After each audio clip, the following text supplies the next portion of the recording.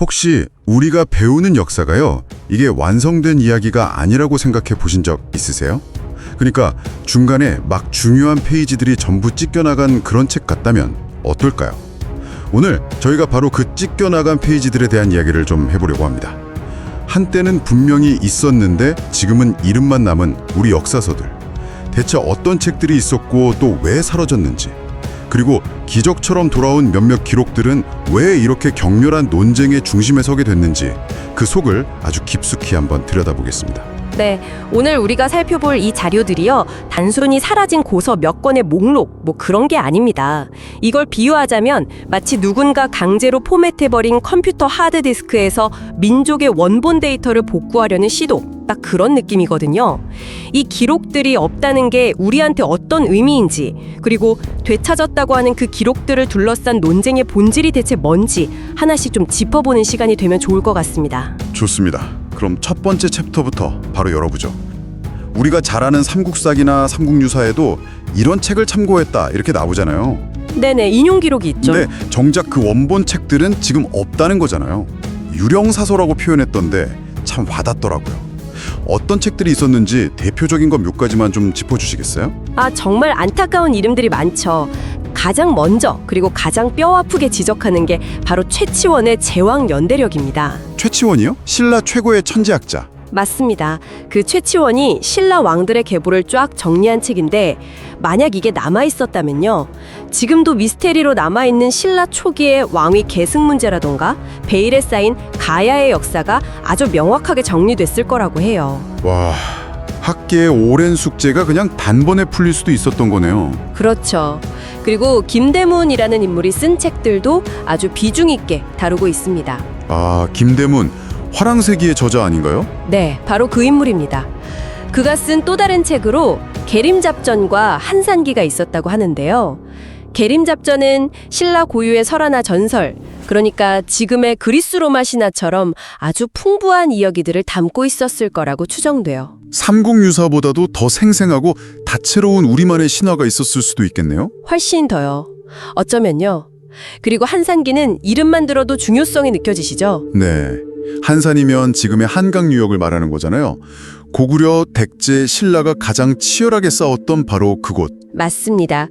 그곳의 역사와 지리를 다룬 책이라니, 이게 있었다면 지금도 가끔씩 불거지는 삼국의 영토 논쟁, 그냥 한 방에 정리할 수 있는 결정적 증거가 되지 않았을까요? 그야말로 스모킹건이네요. 백제 역사로 넘어가면 더 흥미로운 책이 나옵니다. 백제 신찬이라는 책인데, 이건 놀랍게도 일본의 역사서인 일본서기에도 인용된 기록이에요. 일본 역사서에 인용이 됐다고요? 네, 백제와 일본 왕실의 혈연 관계가 아주 구체적으로, 어쩌면 좀 적나라하게 기록되어 있었을 것으로 추정합니다. 아니, 일본이 자기네 역사서를 쓰면서 참고할 정도면 정말 중요한 기록이었을 텐데 왜 우리한테는 없고 일본에만 그 언급이 남아있는 걸까요? 바로 그게 핵심입니다. 일본이 일본서기를 편찬하면서 필요한 내용만 쏙 빼간 뒤에 오히려 백제가 일본의 윗나라, 즉 상국이었다는 사실을 증명할 수 있는 원본 기록들은 의도적으로 없앴을 수 있다. 네, 파괴하거나 숨겼을 가능성이 아주 크다는 거죠. 자신들의 역사적 정통성을 세우기 위해서요. 가야의 건국 신화를 담은 개황록의 실종도 비슷한 맥락에서 볼 수 있습니다. 이 책 하나만 있었어도 우리가 삼국시대가 아닌 사국시대라는 말을 훨씬 더 자연스럽게 썼을 거라는 주장도 있고요. 듣고 보니까 정말 거대한 퍼즐에서 핵심 조각들이 그냥 통째로 사라진 느낌이네요. 단군조선 시대의 기록으로 보이는 해동곡이나 사만곡이 같은 책들도 있었더니 이건 정말 오래된 책 몇 권을 잃어버린 그런 차원의 문제가 아닌 것 같습니다. 맞습니다.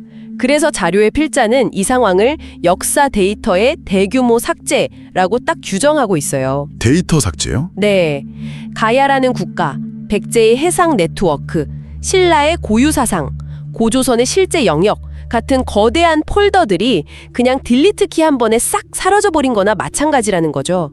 그 결과 우리의 역사인식 범위 자체가 그 삭제된 파일만큼 확 축소되어 버렸다, 이렇게 보고 있습니다. 와, 역사 데이터의 대규모 삭제라니 비유가 정말 충격적이네요. 그럼 여기서 당연히 이런 질문이 생기죠. 이 방대한 데이터는 대체 왜, 어떻게 삭제된 걸까요? 그냥 전쟁통에 불타 없어졌다고 하기엔 너무 많은 것들이, 너무 체계적으로 사라졌잖아요. 아주 중요한 질문이시죠. 그 이유를 굉장히 흥미로운 몇 가지 패턴으로 분류해서 설명하고 있습니다. 첫 번째 패턴이 바로 방금 말씀하신 전쟁 같은 물리적 파괴, 증발형이라고 부릅니다. 증발형이요. 어떤 사례들이죠? 가장 대표적인 게 나당연합군이 평양성과 사비성을 함락시킨 직후의 일입니다. 기록을 보면요, 그들이 성에 들어와서 가장 먼저 한 일 중 하나가 궁궐의 도서관, 즉 사고에 불을 지른 거였어요. 아, 기록부터 없애려고 한 거군요. 그렇죠. 한 나라를 완벽하게 정복하는 건 그 나라의 군대뿐만 아니라 기억과 정신까지 지워버리는 것이라고 생각했던 거죠. 임진왜란 때 난 일제강점기 총독부가 우리 사설을 조직적으로 수거해간 것도 다 같은 맥락으로 볼 수 있고요. 의도적인 기억 삭제였군요. 정말 파괴적인 방식이네요.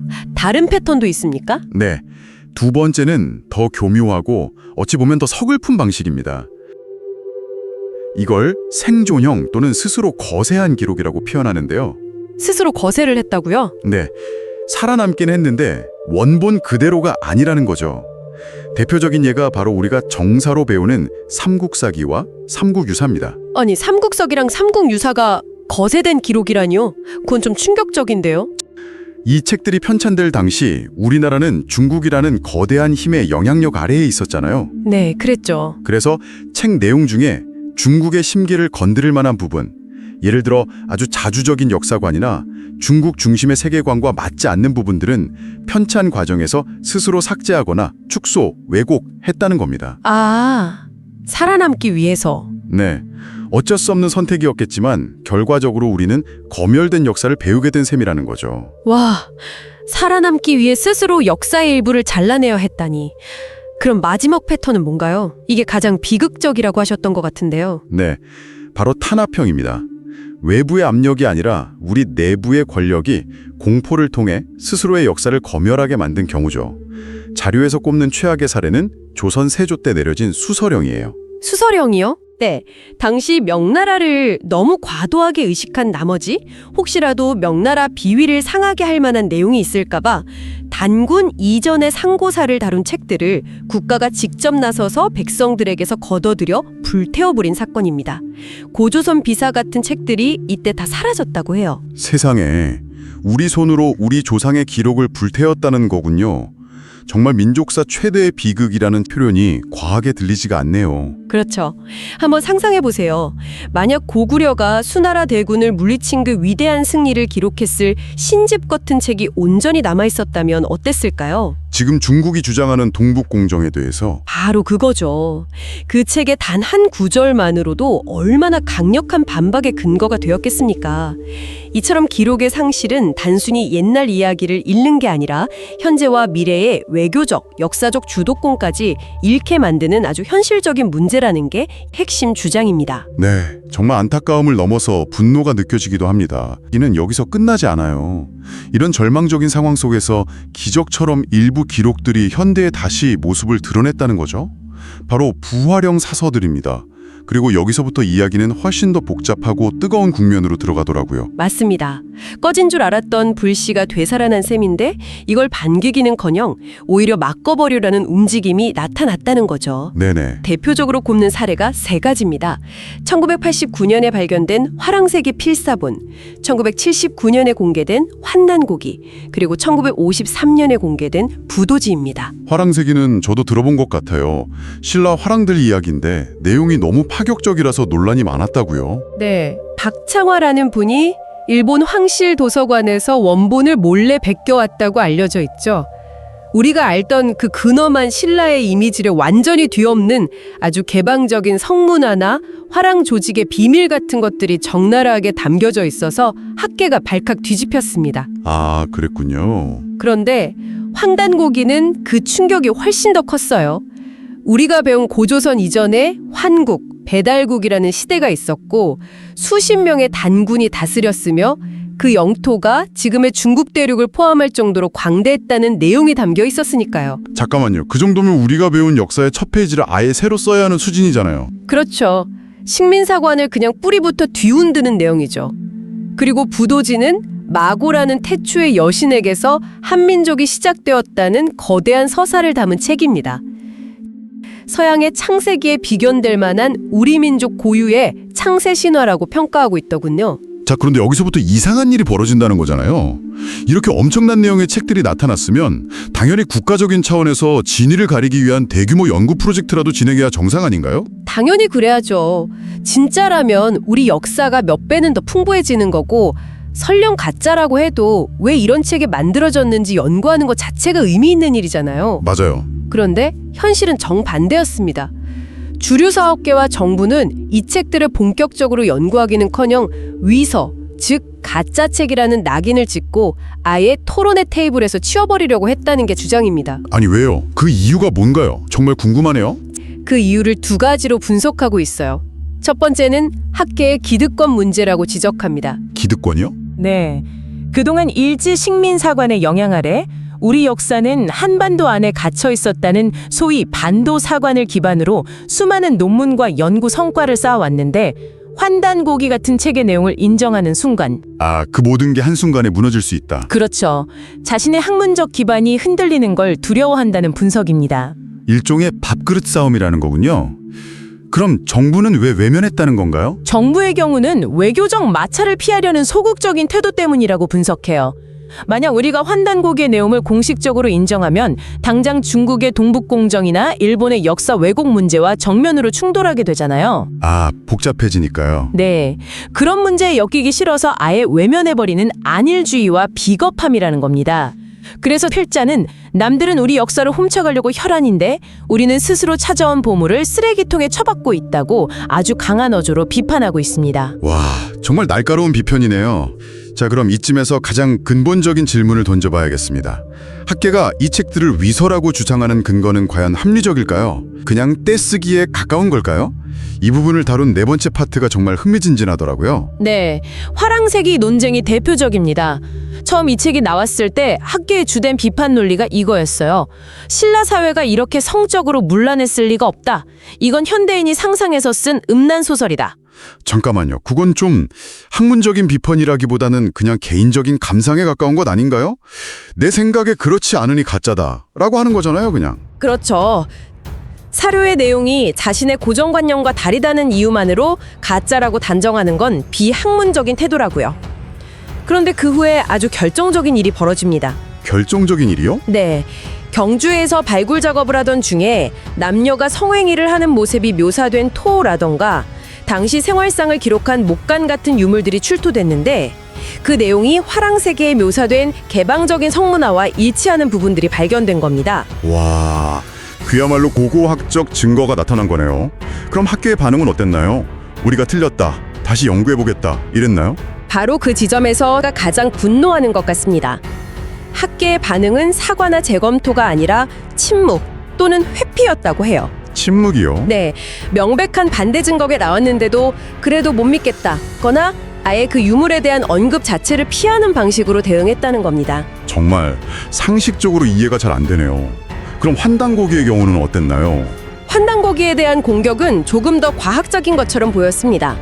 책에 기원전 1734년에 하늘에서 5개의 행성이 일렬로 모이는 오성치료 현상이 있었다는 기록이 나오거든요. 네. 이걸 비판하는 학자들이 이런 고대의 천문 현상을 계산하는 건 현대과학으로나 가능한 일이다.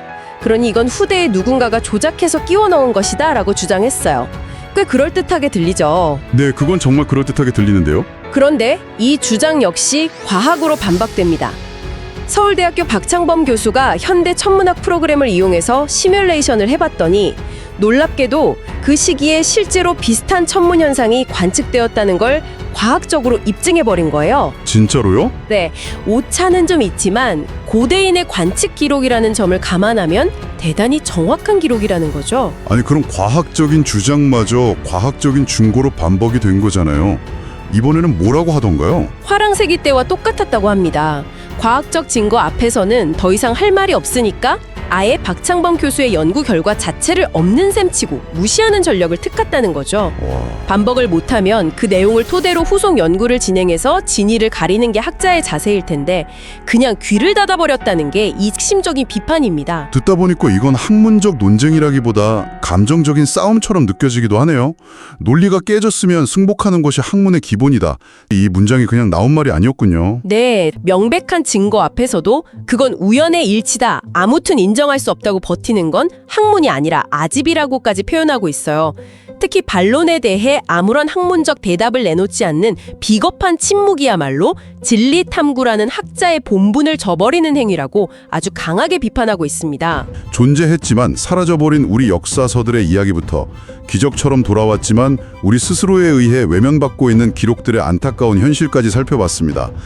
중국은 없는 역사도 만들어서 국가의 힘으로 삼고 일본은 신화마저 정사처럼 가르치면서 자긍심을 높이는데 우리는 왜 이럴까 하는 점이었어요. 바로 그 지점에서 자료의 마지막 문장이 아주 가슴을 칩니다. 남들은 돌멩이 하나로도 박물관을 짓는데 우리는 황금 같은 역사책이 나와도 너무 화려해서 가짜려 하며 불태우려 한다. 이 문장은 화랑색이나 환단고기 같은 책들이 진짜냐 가짜냐는 질문 이전에 우리가 그것들을 대하는 태도에 근본적인 문제가 있음을 지적하는 것 같아요. 학계의 역할은 판결을 내리는 판사가 아니라 그의 내용을 철저히 연구하고 검증해서 진실을 밝혀내야 할 의무를 가진 탐정에 가깝다고 말합니다. 탐정의 역할이라 정말 적절한 비유네요. 오늘 이야기는 우리에게 아주 근본적인 질문 하나를 던져주는 것 같습니다.